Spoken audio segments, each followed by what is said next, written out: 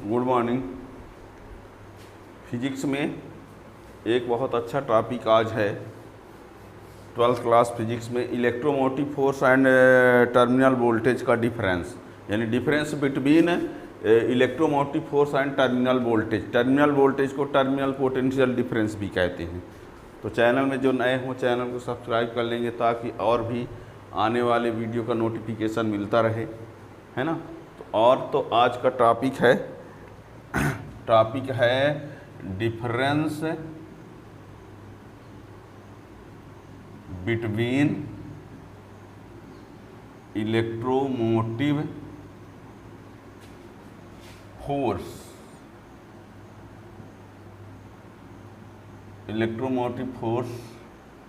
And terminal voltage. इस terminal voltage को terminal potential difference भी कहते हैं। याद रखिएगा, इस टर्मिनल वोल्टेज को terminal potential difference.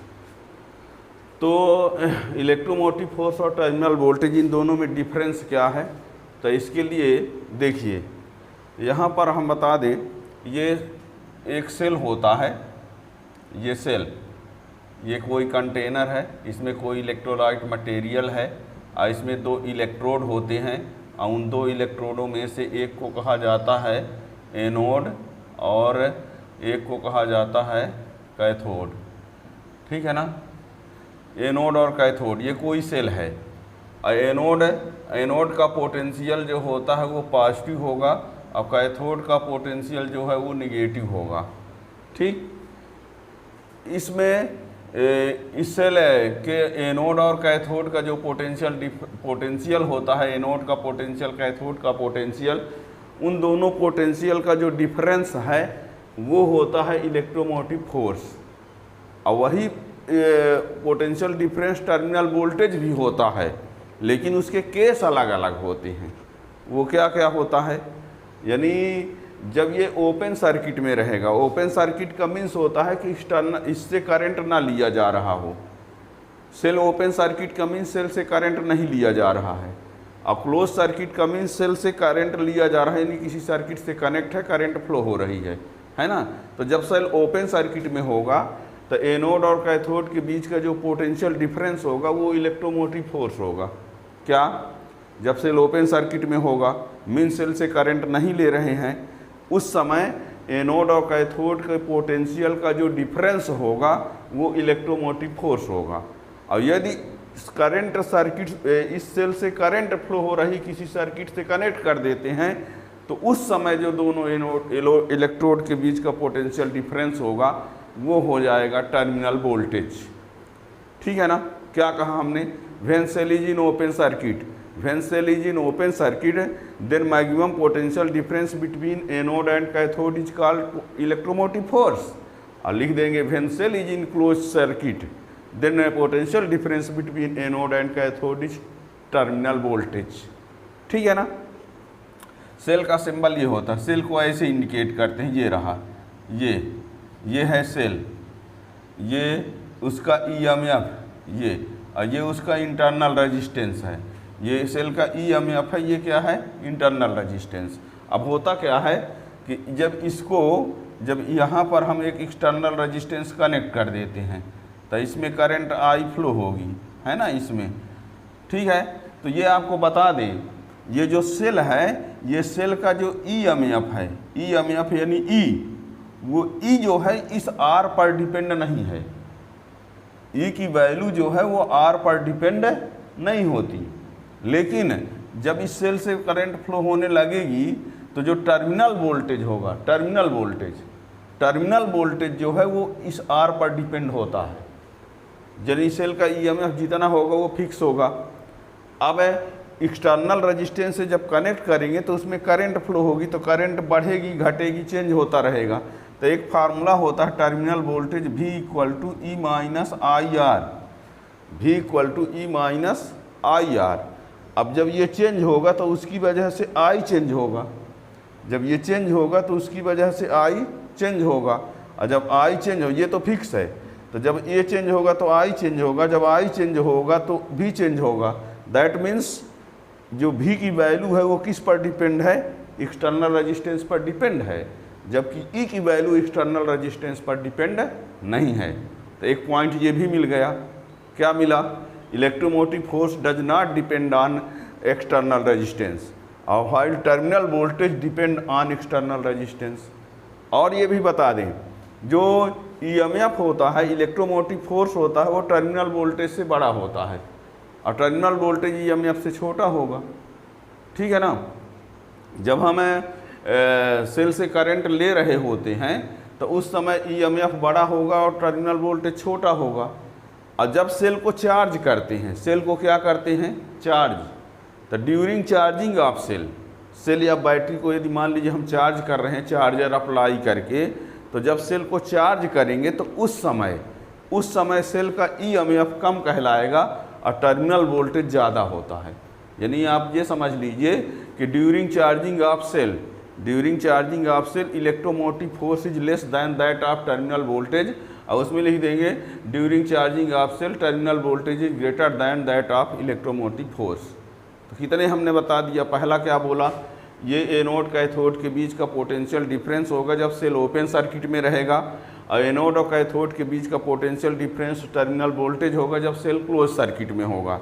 Electromotive force जो है एक्सटर्नल रेजिस्टेंस पर डिपेंड नहीं है, टर्मिनल वोल्टेज एक्सटर्नल रेजिस्टेंस पर डिपेंड होता है। और जब सेल से करंट ले रहे होते हैं तो इलेक्ट्रोमोटिव फोर्स ज़्यादा होगा, टर्मिनल वोल्टेज कम। और जब सेल को चार्ज कर रहे होते हैं, चार्जिंग प्रोसेस में लगा हो सेल, तो उस समय टर्मिनल वोल्टेज ही बड़ा होगा, इलेक्ट्रोमोटिव फोर्स छोटा होगा, ठीक है ना। अब ये बता दें कि इलेक्ट्रोमोटिव फोर्स की वजह से सर्किट में करंट फ्लो होता है। जो करंट फ्लो होता है सर्किट में वो किसकी वजह से होता है, इलेक्ट्रोमोटिव फोर्स की वजह से। यानी current flows through circuit due to electromotive force. लेकिन जो टर्मिनल वोल्टेज होता है वो करंट फ्लो होने पर प्रोड्यूस होता है। इलेक्ट्रोमोटिव फोर्स की वजह से करंट फ्लो होती है और करंट फ्लो होने से टर्मिनल वोल्टेज जनरेट होता है, ठीक है। और भी बता दें, यदि हम इस सर्किट को क्या कर दें, ब्रेक कर दें, सर्किट को क्या कर दें, तोड़ दें, ब्रेक कर दें, तो इलेक्ट्रोमोटिव फोर्स का एग्जिस्ट रहेगा। लेकिन जब सर्किट को ब्रेक कर देंगे, तोड़ देंगे, तो टर्मिनल वोल्टेज का एग्जिस्ट ख़त्म हो जाएगा, ठीक है ना। तो ये सब कुछ हम लिखे दे रहे हैं, देखिएगा।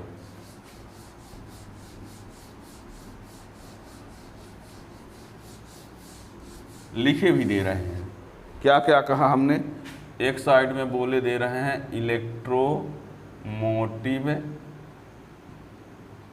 फोर्स, और एक साइड में लिख दे रहे हैं टर्मिनल वोल्टेज। लीजिए, पार्टीशन बना के लिखे दे रहे हैं, ठीक है ना। तो यहाँ लिखे दे रहे हैं when cell is in open circuit, मतलब सेल से करंट नहीं ले रहे, इसका मीन्स होता है when cell is in open circuit then maximum potential difference between anode and cathode is called electromotive force. और इसमें लिखे देते हैं when cell is in closed circuit then potential difference between anode and cathode is called terminal voltage। ये first. Second में क्या होगा, second में ये लिखे दे रहे हैं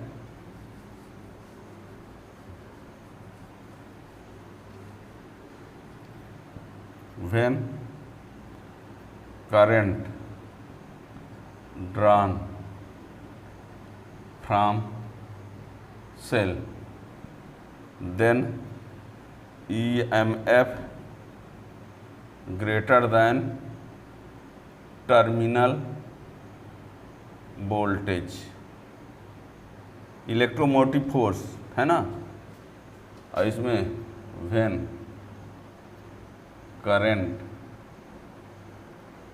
drawn from cell then terminal voltage less than electromotive force. क्या कहा, जब सेल से करंट ले रहे होते हैं तो ईएमएफ स्मॉल में लिखो चाहे कैपिटल में, याद रखना, समझ लेना। ऐसा नहीं कि इस साइड में कैपिटल लिखना होगा, इस साइड में स्मॉल, ऐसा नहीं है। इलेक्ट्रोमोटिव फोर्स ग्रेटर होता है टर्मिनल वोल्टेज से, और टर्मिनल वोल्टेज लेस होता है इलेक्ट्रोमोटिव फोर्स से। एक ही बात है, यदि बड़ा है तो छोटा होगा ही, है ना। लेकिन किस केस में है, जब सेल से करंट ले रहे होते हैं तब। और यहाँ तीसरा point, during charging of cell, जब सेल को चार्ज कर रहे होते हैं, during charging of cell EMF है लेस दैन टर्मिनल वोल्टेज। और इसमें भी during charging of cell terminal voltage greater than EMF दोनों चलता है, स्मॉल कैपिटल जो भी लिख दो। चौथा पॉइंट, EMF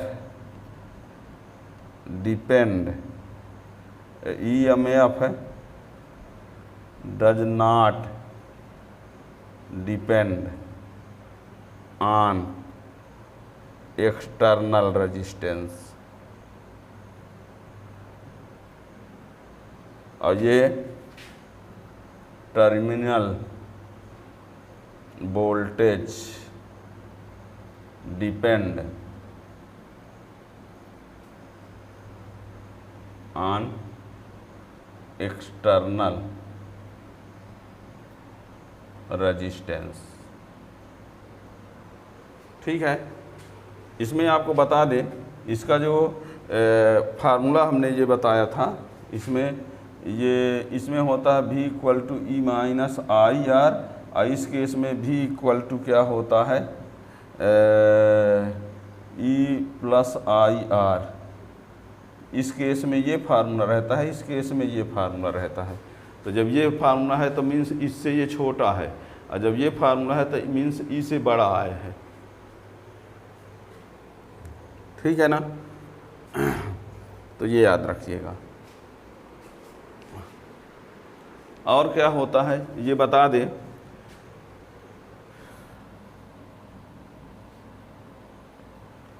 जब सर्किट को क्या कर दिया जाए, यदि सर्किट को ब्रेक कर दे, तोड़ दे,